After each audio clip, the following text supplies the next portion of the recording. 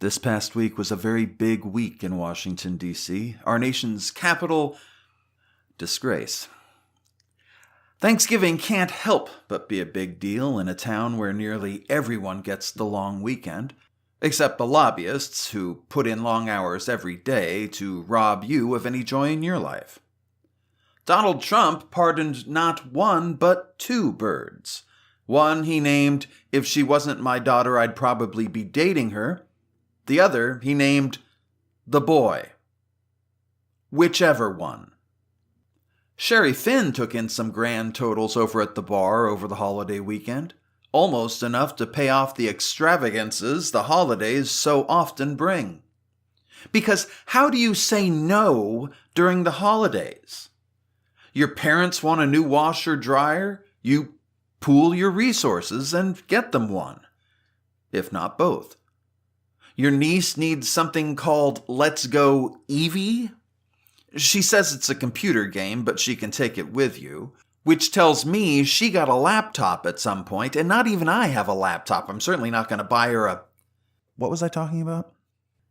I'm sorry to report that Sean is still torturing his aunt with the low-fidelity sounds of porn blasted at full volume through a smartphone. But some answers finally found daylight. It was just outside of the small home Sean's mom and dad used to live at. They were shot dead, and his aunt moved in and took over. Not ideal. In fact, Sean has been avoiding Sherry, which is why he stepped outside. He didn't realize he would run into old Herbert out there, sitting on old patio furniture dusted with the sloppy remains of something that tried really hard to be snow. But Sean didn't put it past old Herbert to have come out here with a dozen Slurpees, open them up, and go to town. But Sean could overlook the seasonal decorations and the crazy old man his aunt had somewhat taken in, because he was a teenager, and neither was a priority. Also, he was a teenager, and he simply could not be bothered with anything happening outside of his head. But mostly, Sean was a teenager, and he hated his smartphone. Just imagine the injustice. Innocent men, women, and children are standing at our southern border, people who have pinned their hopes on America after all hope was taken from them. Friends and families, hard workers, they must be hard workers to have walked this far, people of faith and people of reason, the educated and the ignorant, the able-bodied and the infirm.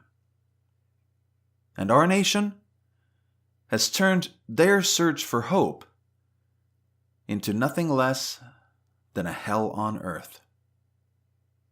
But you don't hear them complaining about their phones. You see, Sean's phone is a Samsung Galaxy, and he wanted an iPhone. There were many deeply thought-out answers for this. I'll share a couple of them with you. Let's see. He really wanted it. Nobody buys Samsung. No, nobody. Sherry hadn't even bought him the phone, but that didn't stop his seemingly hourly torture. Sherry tried to be cool. After all, it's a natural thing. Okay, actually, that's about as far as Sherry even wanted to think about it. Instead, they yelled. They yelled in a coarse, almost guttural manner. Hey, No consonants, nothing to get on about. The simple truth was that Sean could have turned down his volume, his ringer, his speaker. He could have made some major changes to that phone, but he didn't want to. Because it wasn't the phone he wanted. and he was elbows deep into a significantly passive-aggressive teenaged temper tantrum about his phone. Get him a Samsung? He was never going to let Sherry hear the end of that. That is, except when she yelled at him, which is when he went outside and ran into old Herbert out there. The old bum couldn't have been too much older than 80, Sean thought, though the actual number was in the mid-50s. But even Sean recognized that the old coot looked better than he had.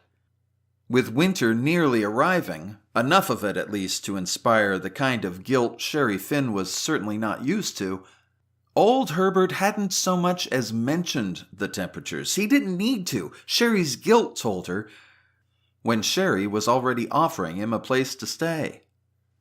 Old Herbert thought it might be the bar, but both he and Sean were surprised when Sherry suggested the detached garage at her home, which used to belong to her sister and her husband. The garage held no car. The couple had driven that out to Las Vegas, and Sherry figured it was still there.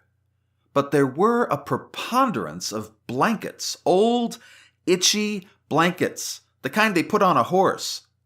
They even smelled like a horse, or at least something that came out of a horse.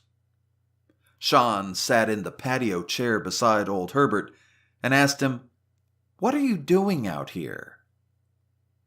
Old Herbert looked over at Sean and asked, "As opposed to?" Old Herbert had taken to affecting an impossibly negative Hispanic dialect. At least, that's what Sherry called it. Sean didn't even blink. "As opposed to in there. Aren't you staying in there?" "So you think I should be locked away, young man?" "You're not even supposed to be here, right?" Sean barked in reply. Old Herbert couldn't understand why Sean added that right. For that matter, neither do I. Anyway, Sean continued by saying, "This is my mom and dad's house. I mean, at least Sherry's related. You ain't." "Ain't what?" Old Herbert muttered. "You ain't related." "To anybody?" This is probably where Sean should have walked back into the house. I think old Herbert was having an awful lot of fun. And Sean's reply was very teenagerly of him. He yelled, "Yes, to anybody!" He yelled loud because he knew this old idiot could never get him in trouble. Old Herbert wasn't just crazy, he was cray. He wasn't a person, not really. And old Herbert stood up from his chair. "If I'm not related to anybody, young man," he sort of announced, duck-walking like Groucho Marx, "then I am something magnificent in all of human history, the pinnacle of evolution, the golden child, the ray of hope in a dark—" "I didn't mean anybody. I meant, you know," Sean said to old Herbert, completely breaking his flow. And old Herbert sat back down in his chair. He frowned. He said, "Well, I wish that was so, you know. We humans are heading into a dark time, a time when we will need miracles, and we won't find them because miracles don't actually happen. Oh, Ben and Jerry's is close, but in practical terms, I don't think so." And they looked out into the darkness. "I miss my mom," Sean whispered. "Me too," old Herbert told him. And deep within the house, Sherry finally felt a tiny little piece of peace. Peace of mind, at least. Her heart would still be broken for years to come. But she couldn't focus on that, not if she was going to make it through the holidays with an aging schizophrenic and a kid that could be autistic or just a jerk. Or both. For now, Sherry Finn reached into her bedside table and pulled out some holiday cheer. Oh, wait. Hold on. The batteries were dead. And that's it from DC, as with the rest of the world. Until next time, be good to yourself, be kind to others, and let's make this world a better place.